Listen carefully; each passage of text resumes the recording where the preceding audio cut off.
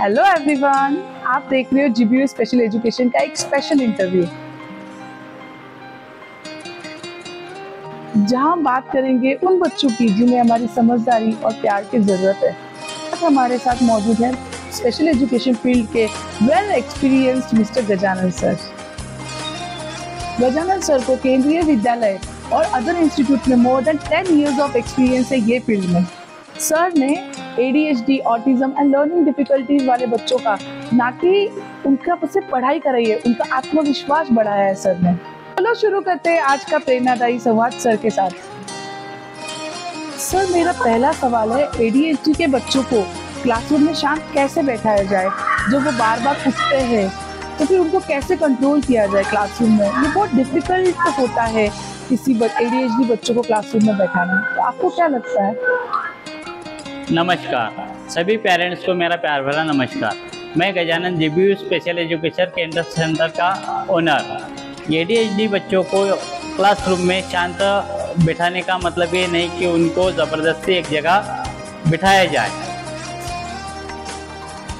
मैं आपको मेरे अनुभव से बच्चों को कैसे स्पेशल बच्चों को हैंडल कैसे किया जाता है, ADHD बच्चों को क्लासरूम में एक जगह कैसे शांत हम बिठा सकते हैं, इसके बारे में मैं आपको कुछ ट्रिक्स बता रहा हूँ कि क्लासरूम में बच्चों को बैठने के लिए सिटिंग अरेंजमेंट बहुत ज़रूरी होती है।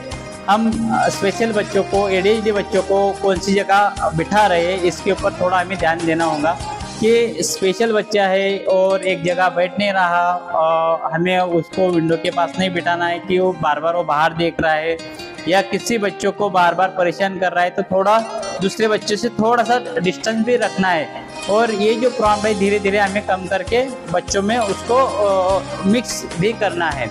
और दूसरी चीज़ है कि बार बार एक जगह से दूसरी जगह जा रहा है तो हमें थोड़ी थोड़ी देर के बाद उसको थोड़ा ब्रेक देना बहुत ज़रूरी होता है कि एक पीरियड होने के बाद आप थोड़ा उसको वॉशरूम को लेके जाओ, थोड़ा बाहर लेके जाओ, ताकि उस बच्चों को थोड़ा सा अच्छा लगे।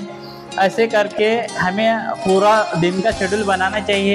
एक दिन में कितने पीरियड्स होते हैं, समझो कि 8 पीरियड है, तो 8 पीरियड में हम उसको पहले दिन में कितने बार ब्रेक दिया, तो 6 बार ब्रेक दे दिया। तो ऐसे करके करके हर दिन हमें एक ब्रेक हमें कम करके वो प्रॉम्प्ट ब्रेक देने का ख़त्म करके उनको इंडिविजुअल एक जगह बैठने का हमें ट्रेनिंग देना है।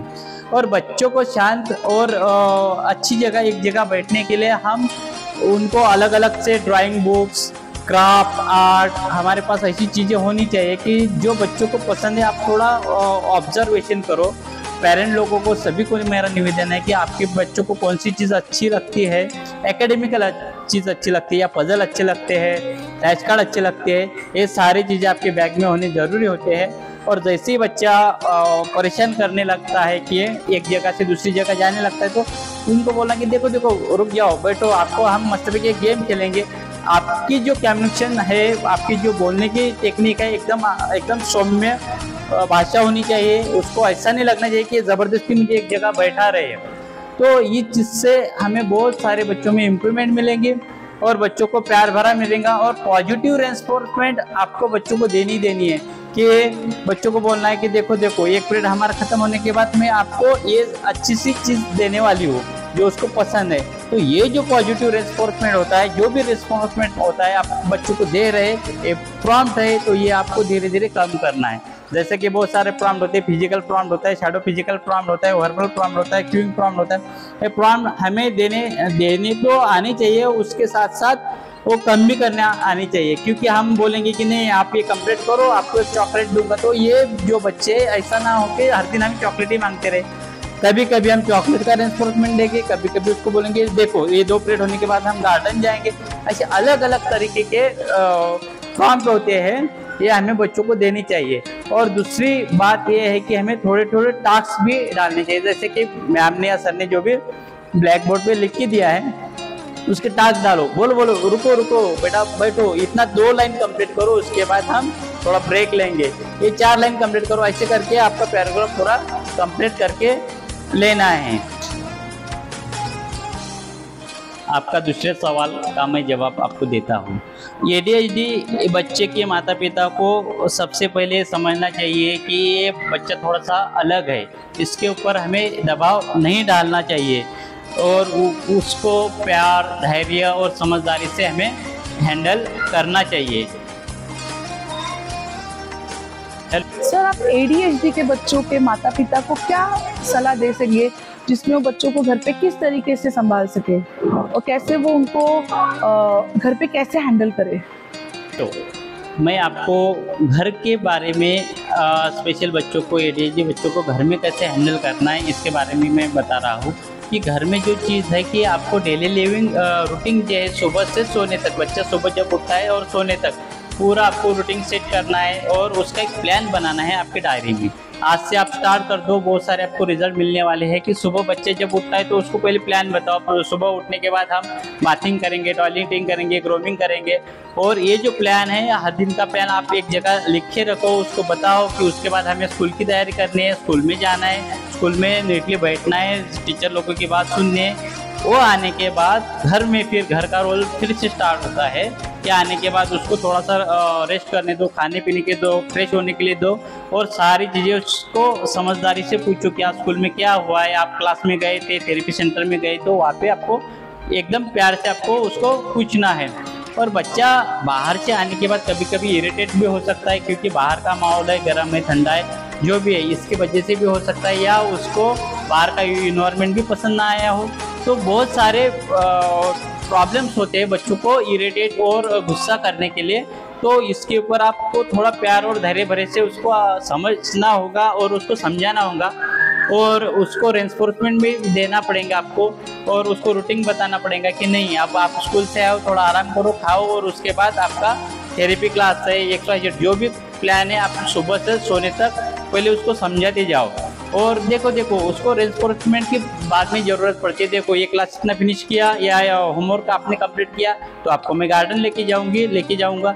ये सारी चीज़ें पेरेंट को बच्चों को बार बार समझानी है। ऐसे करते करते आपको दिन भर का रूटीन उसको समझाना है सोने तक। ओके, डेली लिविंग के बारे में हर बात आपको बतानी है, सोशलाइजेशन के बारे में बताना है। देखो आपके घर में जो मेहमान आते हैं तो ऐसे हम बिहेव नहीं करते और उसको थोड़े टास्क देकर हर चीज़ में उसको इन्वॉल्व करो, घर के इन्वायरमेंट में इन्वॉल्व करो। जैसे कि सब्जी वगैरह काटने में उसको हेल्प लो और बच्चों को हर जगह फिजिकल भी आपको यूज़ करना है। बच्चों को फिजिकली थोड़ा थकाना है, ADHD बच्चों को काम देना है, टास्क देना है।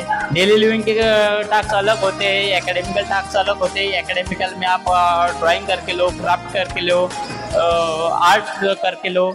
और जो डेली लिविंग के हो गए, सब्जियां आपको काटने के लिए बोलना है, सारे सब्जियां धोने के लिए बोलना है, ठीक है। और डेली लिविंग स्किल के टास्क भी अलग होते हैं, उसमें भी आप ब्रश करना होगा, हैंड वॉश करना होगा, सारी चीज़ें आपको फेस वॉश करना है, आपकी पानी की बोतल फिल करनी है, आपकी स्कूल की बैग आपको नीटली रखनी है ताकि ADHD बच्चों को हर जगह आप एकेडमिकल उसको बिजी करो ताकि उसका जो इरिटेट है, गुस्सा है, वो शांत हो सके। और ये सारी चीज़ें आपको उसको प्यार से समझानी है ताकि आपका बच्चा घर में एक शांत बना रहे। आपको कभी भी बच्चों के ऊपर चिढ़ना नहीं है, मम्मी पापा ने कभी भी चिढ़ना नहीं है, दोनों ने भी शांत रहना है। हाँ, आई अंडरस्टैंड कभी कभी हमें गुस्सा आता है, बट मम्मी गुस्सा होगी तो पापा ने उसको संभालना चाहिए, पापा लेके जाएंगे बाहर। ऐसे बहुत सारे रेंफोर्समेंट होते हैं, फिजिकली रेंफोर्समेंट होते हैं, वर्बली आप प्रॉम्प्ट दो बच्चों को, अच्छा बताओ, उसको बोलो कि नहीं आपने तो बहुत अच्छा किया, आपको स्टार, स्माइली, लॉलीपॉप, ये सारी चीज़ें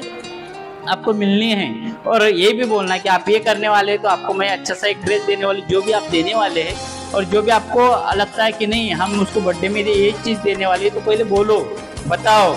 और उससे जो भी आपको पॉजिटिवली काम चाहिए घर के अंदर वो करके लो और हर चीज़ में उसको इन्वॉल्व करो, मेहमान के अंदर इन्वॉल्व करो। कोई के पेरेंट ऐसे भी दिखाई देते कि नहीं मेहमान आए क्योंकि हमारे बच्चों को साइड में लेते, ऐसा कभी भी नहीं करना है। सारे मेहमानों के पास आपको उसको बिठाओ, सोशलाइजेशन की ट्रेनिंग दो, मेहमानों को वेलकम करने के लिए बोलो, पानी की बोतल देने के लिए बोलो, चाय तो नहीं बट जो ठंडा वगैरह शरबत है ऐसी चीज़ों देकर धीरे धीरे आपको उसको स्टेबल करना है। एकेडमिकल होगा, रीडिंग, राइटिंग, सारी चीज़ों में, और बच्चा शांति से सो जाए।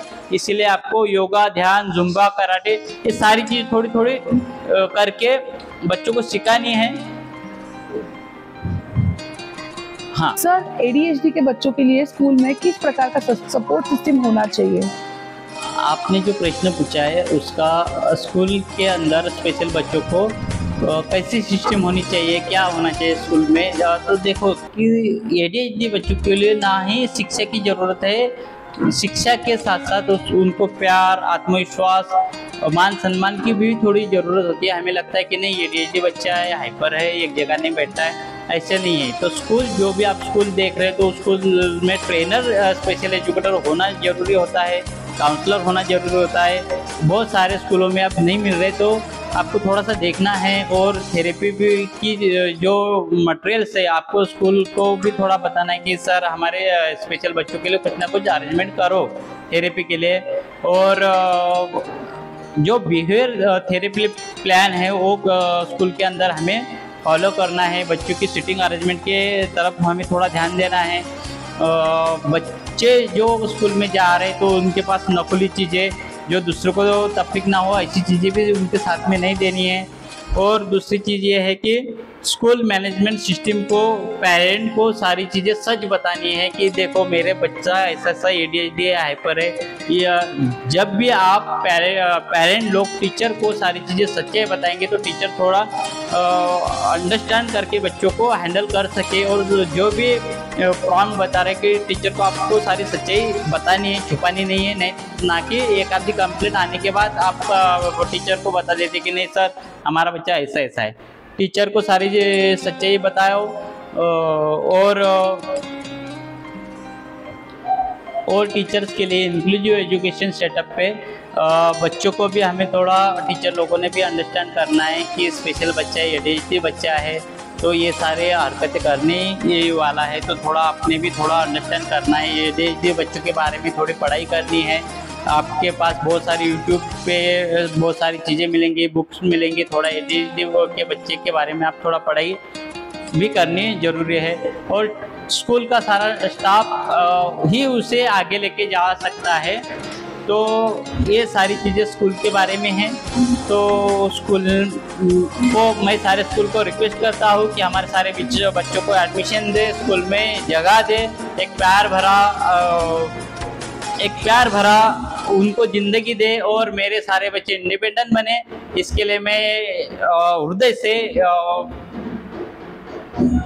भगवान को, ईश्वर को प्रार्थना करता हूँ। और आप सभी को सद्बुद्धि दे और हमें इस कार्य करने की एक प्रेरणा दे, ताकि हम इन सारे बच्चों के लिए बहुत कुछ प्लान कर सके और आगे बढ़ सके। आपको जो भी प्रॉब्लम है, जो भी इश्यू है, इस नीचे दिए गए नंबर पे आप कॉल कर सकते हो। आपको सारे थेरेपी के बारे में बताया जाएगा, 1-to-1 क्लास के बारे में बताया जाएगा, थेरेपी के बारे में बताया जाएगा। और मैंने अर्ली इंटरवेंशन प्रोग्राम से ऑन द जॉब ट्रेनिंग तक बच्चों के ऊपर काम किया है। मैं वोकेशनल ट्रेनिंग भी बच्चों को प्रोवाइड करता हूँ, पेरेंट को बहुत सपोर्ट करता हूँ। स्कूल में आने वाली जो प्रॉब्लम है, आपको, आपके बच्चों को जो भी क्लास में प्रॉब्लम आने वाली है, वो मैं आपको सारे प्रॉब्लम के सॉल्यूशन आपको देने वाला हूँ, हर ट्रिक्स आपको बताने वाला हूँ। प्लीज़ आप हमारे जीबी स्पेशल एजुकेशन सेंटर में आइए, आपका तहे दिल से स्वागत है। और जो भी आप दूर होंगे, कहीं पे होंगे, आप नहीं आ सकते, तो प्लीज़ कॉल करिए। मैं आपको सारा इंडिविजुअल एजुकेशन प्लान आपको शेयर करूँगा, सही तरीका मार्गदर्शन करूँगा। आपका एक साथ और मेरा एक हाथ, दोनों मिलकर हम हमारे सारे स्पेशल बच्चों को आगे लेके जाएंगे। Thank you so much.